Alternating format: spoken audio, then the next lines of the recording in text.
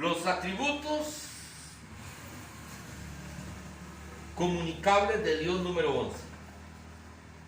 El domingo pasado hablamos del celo, un atributo de Dios comunicable que está en los atributos morales de Dios.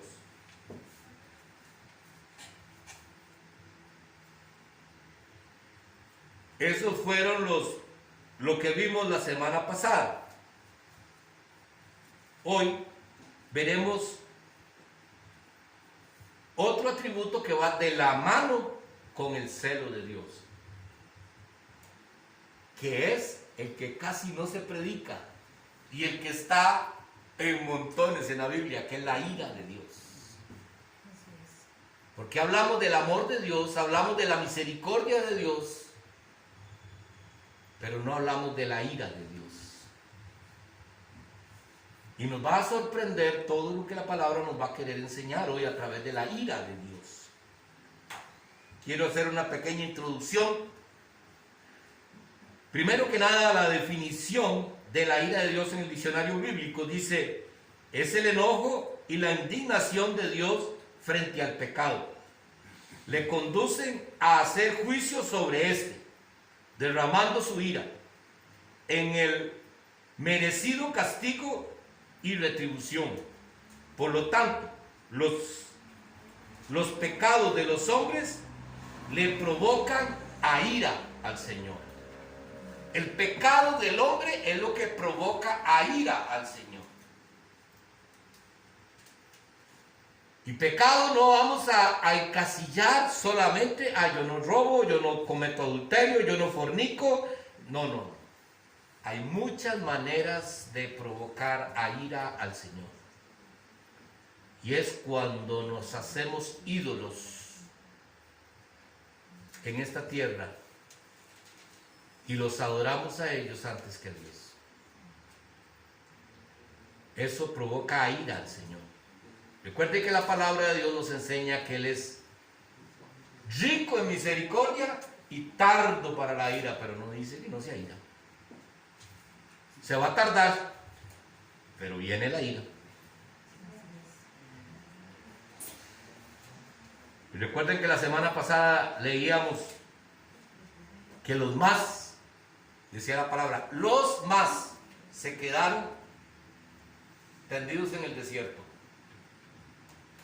Quiere decir que fueron los pocos que entraron, los más. Y hoy estamos iguales, hermanos.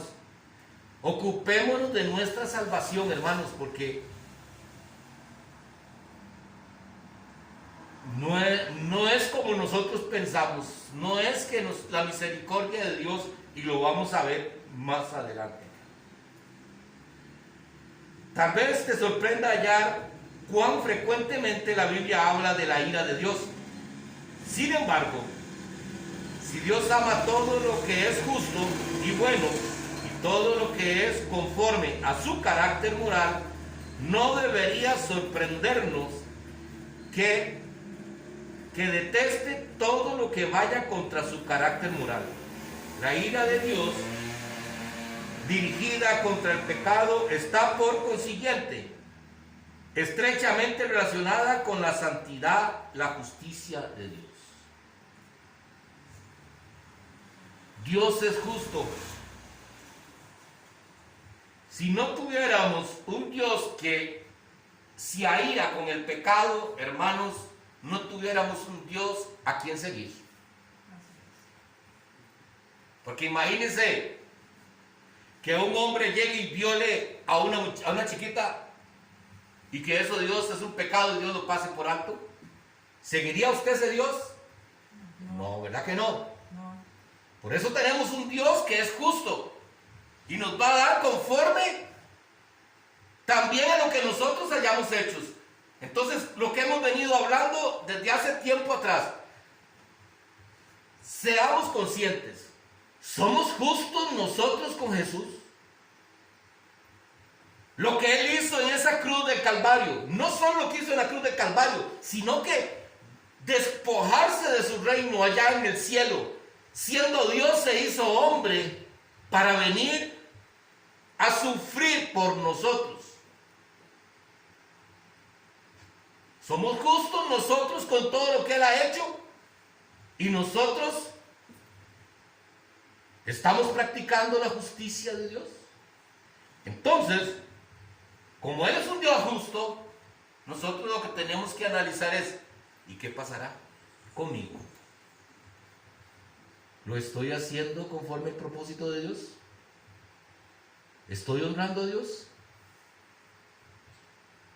Para un día poder llegar a la salvación. Porque hermanos, si nosotros no venimos a predicar aquí sobre la salvación, mejor nos vamos para la casa.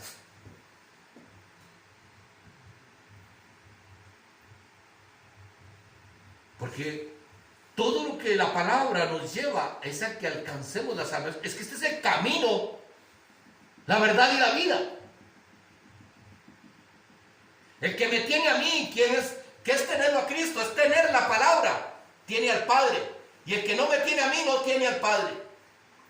El que no tiene la palabra, no tiene al Padre. Así de sencillo. Es por eso que vamos a estudiar qué es lo que dice la Biblia con respecto a la ira de Dios.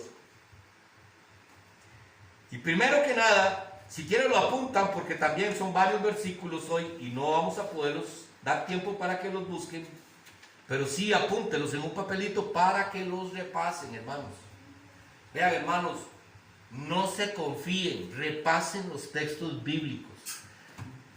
Yo les volví a decir a ustedes, hermanos, un día de estos, un pastor dio un texto bíblico para dar una enseñanza y cuando fui al texto bíblico no era lo que decía. Y muchas veces nosotros le decimos amén sin saber si las cosas están conforme a la palabra de Dios. Y se los he dicho, si ustedes ven algo que está fuera de lo que dice la palabra de Dios, tienen todo el deber de venir a decirlo.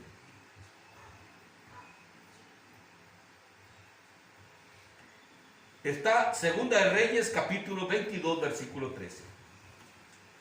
Id y preguntad a Jehová por mí, y por el pueblo y por todo Judá, acerca de las palabras de este libro que se ha hallado.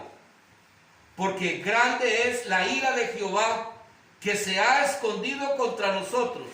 Perdón, que se ha encendido contra nosotros. Por cuanto nuestros padres no escucharon las palabras de este libro para hacer conforme todo lo que nos fue escrito. ¿Hermana? Sí, claro. Segunda de Reyes, capítulo 22, versículo 13.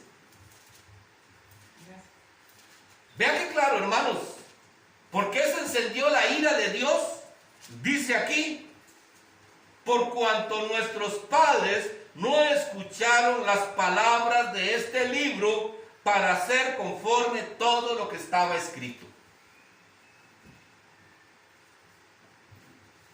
Y muchas veces escuchamos lo que la palabra nos dice, pero no lo hacemos. Y eso es lo que dice que el Señor va a arder en ira en algún momento. Ezequiel, capítulo 7, versículo 8. Ezequiel, capítulo 7, versículo 8.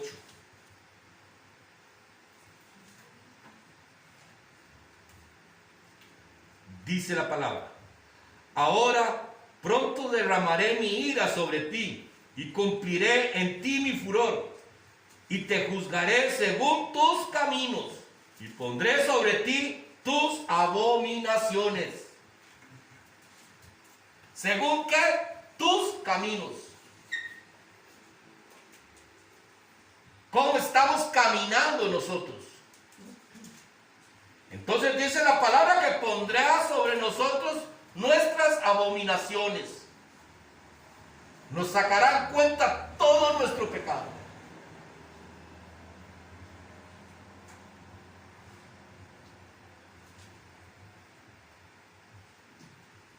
Y es que pecar, hermanos, dice la palabra, hay de aquel que sabe hacer lo bueno y no lo hace, porque él es tomado como pecado.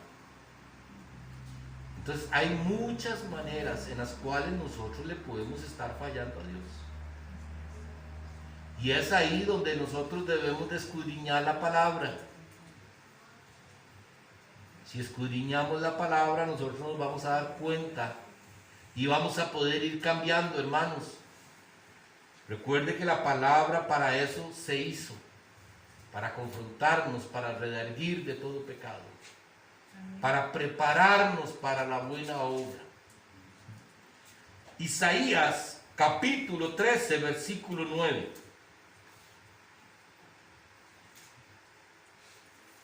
Isaías capítulo 13, versículo 9.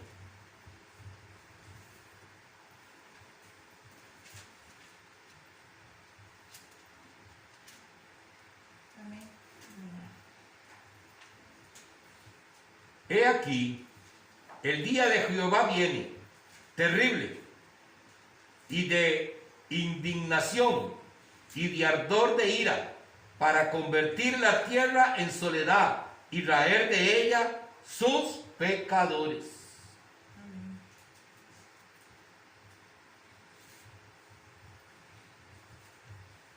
Cuando a nosotros nos hablan solamente de ese Dios que es maravilloso, que es bondadoso, porque lo es, si no, no estuviéramos aquí.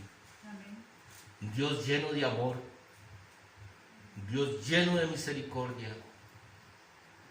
Pero cuando nosotros nos hablan solamente de esa parte, verdades de Dios, pero no nos dicen la otra parte de Dios, es una verdad a medias. Y la verdad a medias no es verdad.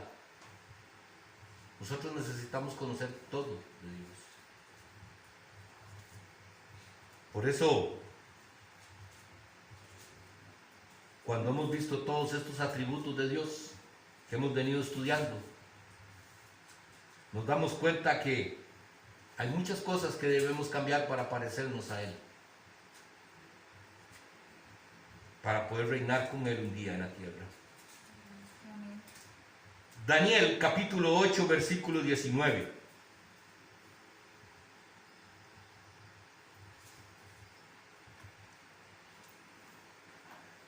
Daniel capítulo 8, versículo 19.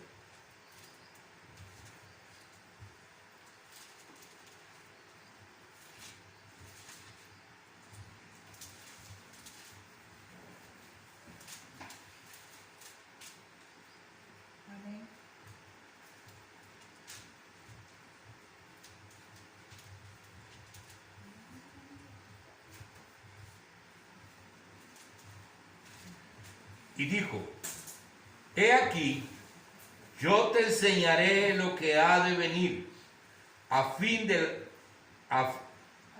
venir al fin del mundo, de la ira, Y dijo, he aquí, yo te enseñaré lo que ha de venir al fin de la ira, porque eso es para el tiempo del fin.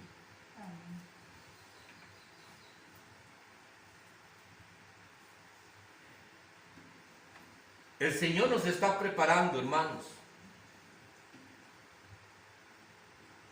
porque ya hemos leído lo que va a suceder cuando venga el Señor. Así es que, para que podamos reflexionar, hermanos. Mateo capítulo 3, versículos 7 y 8. Mateo capítulo 3, versículos 7 y 8.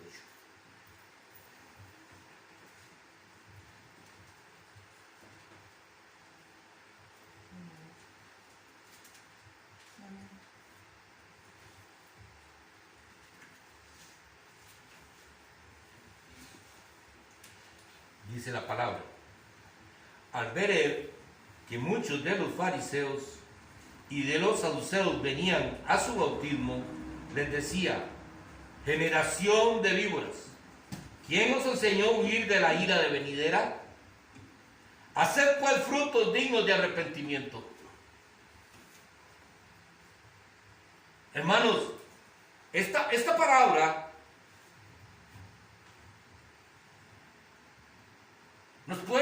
confrontando a nosotros mismos hoy. ¿Qué andaban haciendo esos fariseos? Al ver el que muchos de los fariseos y de los saduceos venían a su bautismo, les decía: generación de víboras, ¿quién les enseñó a huir de la ira venidera? ¿Qué puede ser esto, mi hermano y mi hermana? Muchos de nosotros podemos estar viniendo a la iglesia porque estamos huyendo de la ira del Señor, de la ira venidera, pensando que con estar aquí en la iglesia nosotros vamos a huir de eso. Pero ¿qué es lo que le dice Jesús a estos hombres? Hacer pues frutos de arrepentimiento, hermanos. No basta con venir a la iglesia. No basta. Necesitamos cambiar. Necesitamos que la gente vea que hay fruto visible en nosotros de que Jesucristo es nuestro Señor y nuestro Salvador. Frutos de arrepentimiento. De que sepamos que si estamos haciendo algo malo, en realidad nosotros llegamos y le decimos al Señor con ese dolor, como lo hablábamos, como hizo Pedro cuando lo negó 3 veces. Dice que Pedro recordó cuando Jesús le dijo que el gallo iba a cantar 3 veces y él lo iba a negar 3 veces. Y dice la palabra que Pedro lloró amargamente. Fruto del arrepentimiento es eso.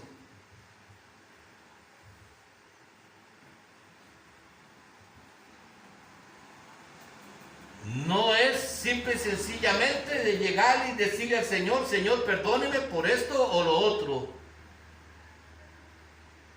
Pero yo quiero decirles, hermanos, que a Dios no lo engañamos. Si no hay fruto de arrepentimiento en nuestros corazones,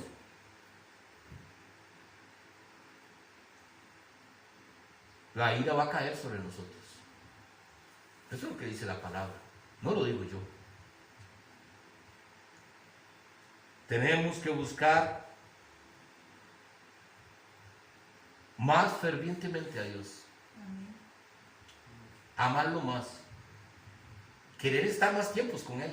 Amén. Qué lindo es que nosotros pudiéramos decir: bueno, vamos el jueves vamos también a hacer culto. Ay, ojalá que pudiéramos el martes volver a hacer los estudios bíblicos y comenzar. Y ojalá que toda la semana estuviéramos. Dios quisiera eso para nosotros.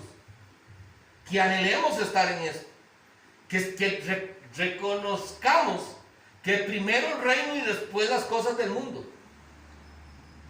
Pero eso es fanatismo. No, eso es amar a Dios.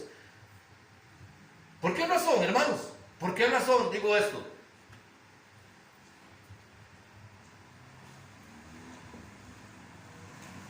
Ejemplo, me permite doña Mercedes y don Gerardo, ponerlos de ejemplo. ¿Cómo se sentiría usted que Gerardo llegue una vez a la semana a la casa?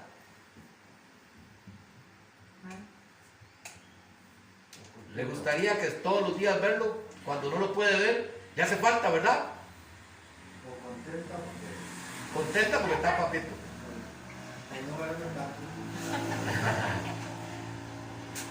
Cuando uno ama a alguien, ¿quiere estar con esa persona o no?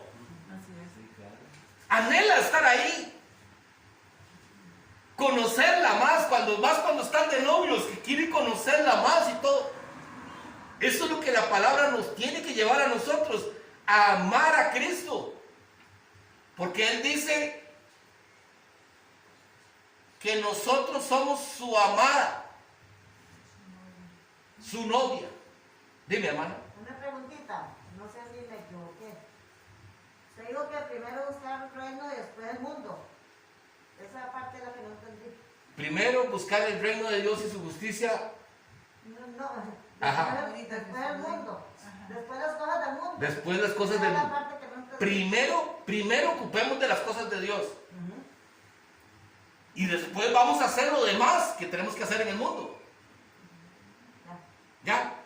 Pero es que lo hacemos diferente. Yo lo entendí por otra manera. Ajá, sí. Desde que vengamos a la iglesia, tenemos una cantina o un carro. Ajá, es que el problema es que las cosas del mundo muchas veces encasillamos como que lo malo son los bares, los salones de baile, estas cosas. No, el mundo es que yo me quede viendo un partido y no venga a la iglesia. Que yo me quede haciendo un trabajo y no venga a la iglesia. Eso es buscar las cosas del mundo primero. Primero hay que buscar las cosas del reino, porque las cosas del reino no están aquí en esta tierra. Ya si yo llego, hermano, vea, si yo llego y porque llegó mi familia, porque llegó mi mamá, y como tengo tiempo tal vez de no verla, y vienen desde Tres Ríos y me dice, ay papito, ya voy para allá, ya vamos para acá, aquí vamos en el carro, vamos para allá para visitarlo, y que yo llame a ustedes, hermanos, vieras qué problema, no vamos a poder hacer el culto porque llegó mi mamá, ¿y cómo la voy a dejar? No. Hay de aquel que no es capaz de dejar padre, madre, hijos por mí porque no es digno de mí. Entonces yo simple y sencillamente tengo que decirle a mi mamá, mami, ahí quedan las llavecitas, usted a su casa, pase, haga lo que quiera, haga el desayuno, yo llego más tarde. O me la traigo. Si quiere venir, ¿verdad? Y me tiene el almuerzo. Y le tiene el almuercito. ¿Me entiende? Las cosas del mundo, todo lo que está aquí alrededor, usted no puede cambiar a Dios por cualquier otra cosa. Él está primero que todo. Primero, por una razón, que usted no es dueño de usted. Cuando la palabra de Dios dice que nosotros somos esclavos, o sea, esclavos de Dios para vida eterna, o esclavos del mundo para muerte eterna, quiere decir que el que, dice la palabra, que el que obedece a alguien se hace esclavo del que obedece. Entonces, un esclavo, cuando vemos la palabra esclavo, en los tiempos antiguos, tenían derechos. Podrían decir si vengo o voy o hago o no. Tenía que hacerlo. Tenía que ser fiel al amo. Nada más imagínense, esta muchacha, la que era la esclava de Sara,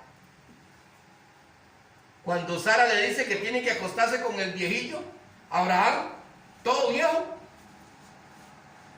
y tal vez ya lo ven que pero tengo que hacerlo porque ella es la que me manda a mí, y yo tengo que obedecer todo lo que me dice. Y así es Dios. Dios es el que nos manda y nosotros solo tenemos que obedecer y punto. Usted no puede debatir con lo que Dios dice. Ay, pero es que a mí me parece. No, Dios no le interesa lo que a usted le parezca. Dios le interesa que usted cumpla lo que Él dice que tiene que cumplir. Amén. Porque a Saúl le pareció traer el toro gordo y para ofrecerle sacrificios al Señor. Y Dios le dijo, me desobedeciste. Eso no fue lo que yo te dije que hicieras.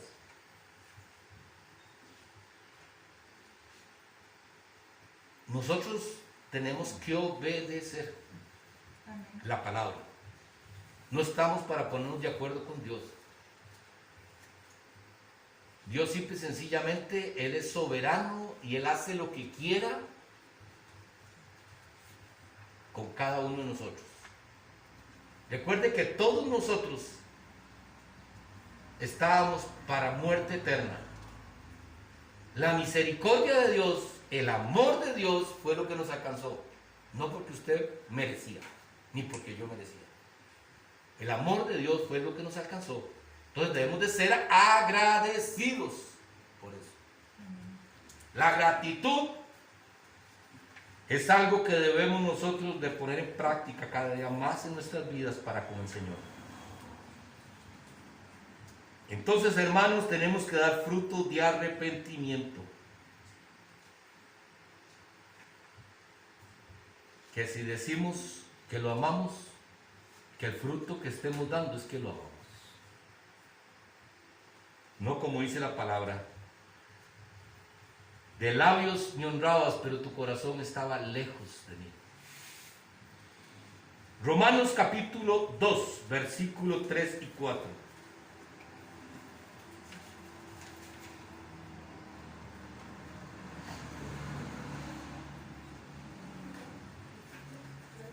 Romanos capítulo 2, versículo 3 y 4.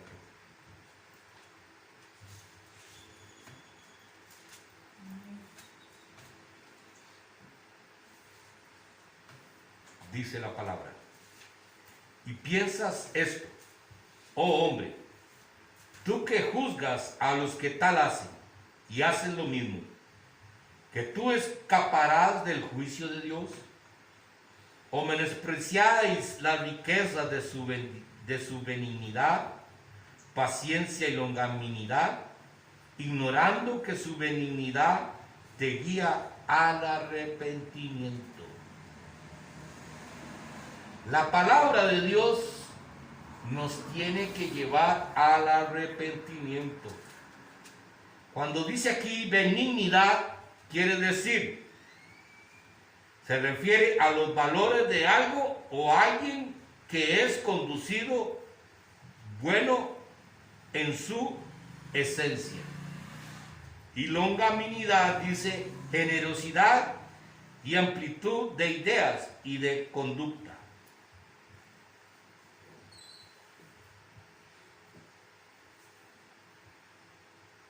Y menospreciaréis las riquezas de sus valores, paciencia, generosidad. Estoy leyendo este mismo versículo, pero poniéndole lo que dice la traducción, digamos, la definición de las palabras, perdón. Entonces, cuando decimos en el versículo 4, o menospreciáis las riquezas de sus valores, paciencia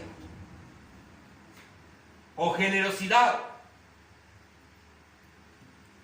ignorando que sus valores te guían al arrepentimiento. Yo qué fácil que sí, que se entiende mejor, ¿verdad que sí? Los valores que Dios quiere que nosotros tengamos son precisamente los atributos de Dios. Esos atributos que hemos venido hablando desde hace varios cultos ya. Que la palabra nos enseñe qué es lo que ese atributo de Dios, Él me lo dio, yo tengo que tenerlo. Porque es un atributo comunicable. Ay, ¿y qué? ¿No les parece extraño que la ira sea un atributo comunicable? Pregunta. ¿Qué opinan ustedes?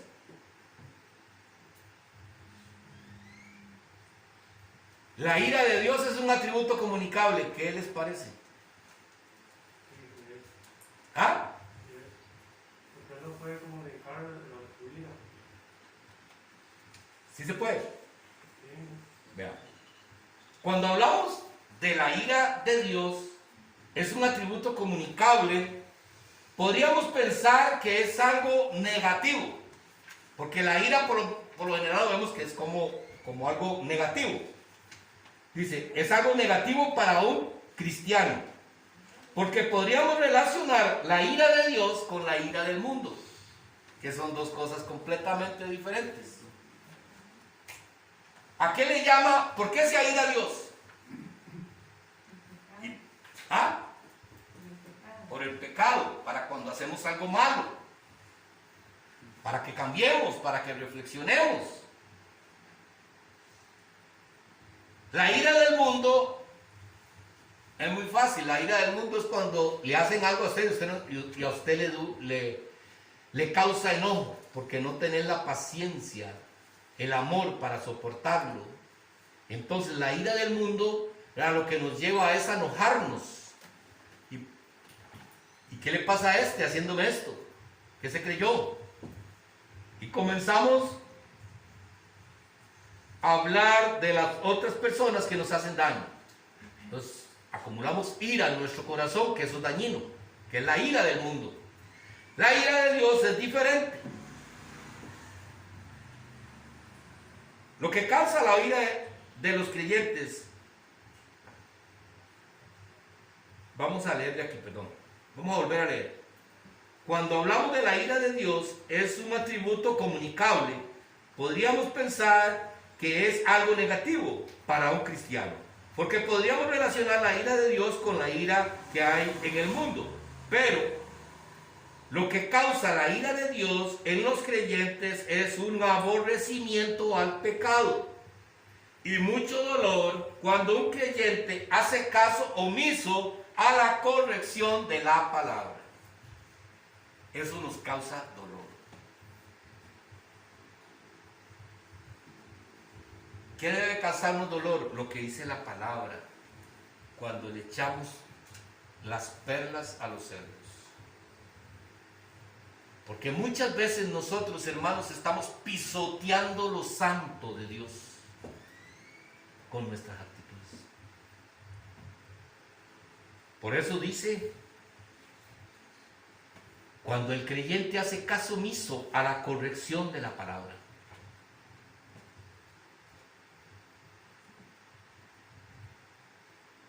Bueno, pero eso puede ser su pensamiento, podríamos decir, ¿verdad?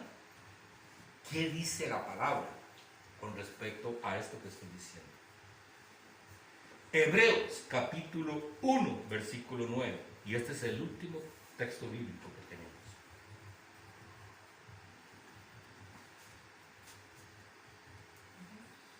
Hebreos capítulo 1, versículo 9.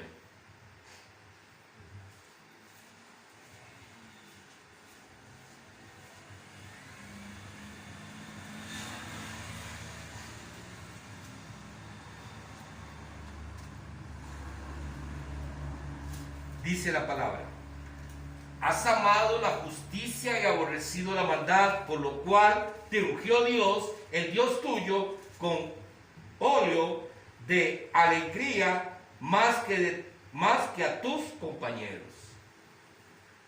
Has amado la justicia y aborrecido la maldad. Eso es lo que tiene que hacer la palabra con uno. Por eso es que nos duele cuando una persona no recibe la corrección, se le da la palabra y no recibe la corrección de Dios.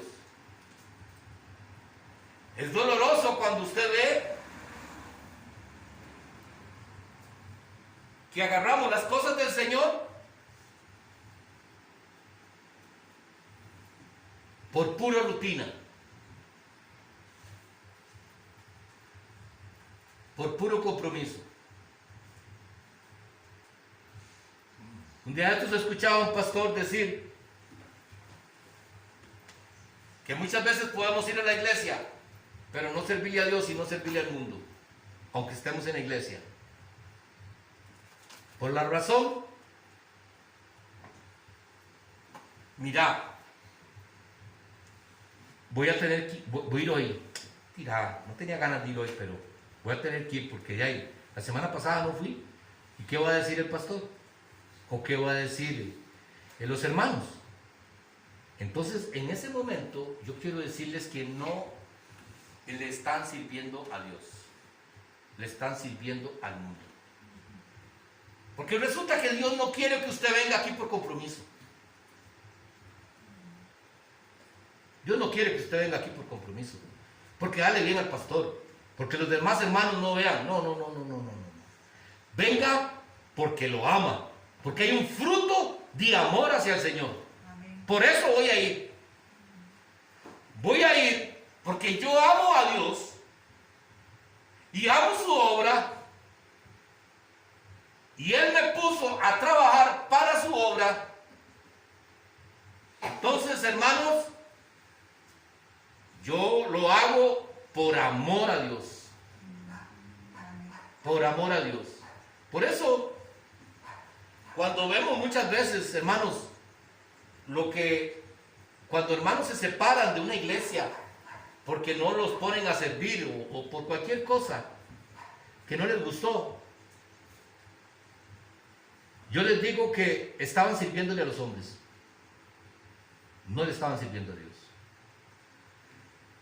Una de las razones por la cual usted puede irse de una iglesia es porque si la palabra de Dios no está bien fundamentada. Si no estamos hablando de lo que dice la palabra de Dios. Dime, hermana. Y cuando uno se va a una iglesia porque el pastor no da testimonio, Precisamente eso. que predica la palabra pero no la vive. Entonces es un mal ejemplo para nosotros. Precisamente nosotros, dice la palabra de Dios, que nosotros tenemos que ser astutos. Si vemos el mal, nosotros huimos del mal. Si ustedes ven, vea, y se los he dicho, si ustedes ven que esto que yo les estoy enseñando es cosa mía, porque yo quiero que ustedes piensen como yo pienso, salgan huyendo de aquí. No se preocupen, ustedes a mí no me deben absolutamente nada. Ustedes no me deben a mí nada.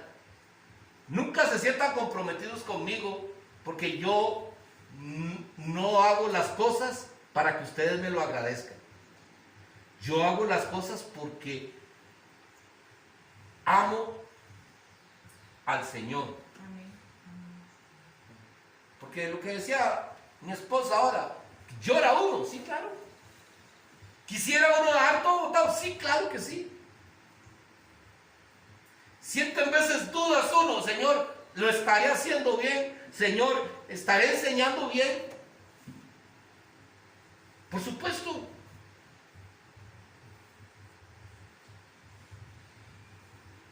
Pero el amor a Dios, el amor a la palabra de Dios, es lo que lo sostiene a uno.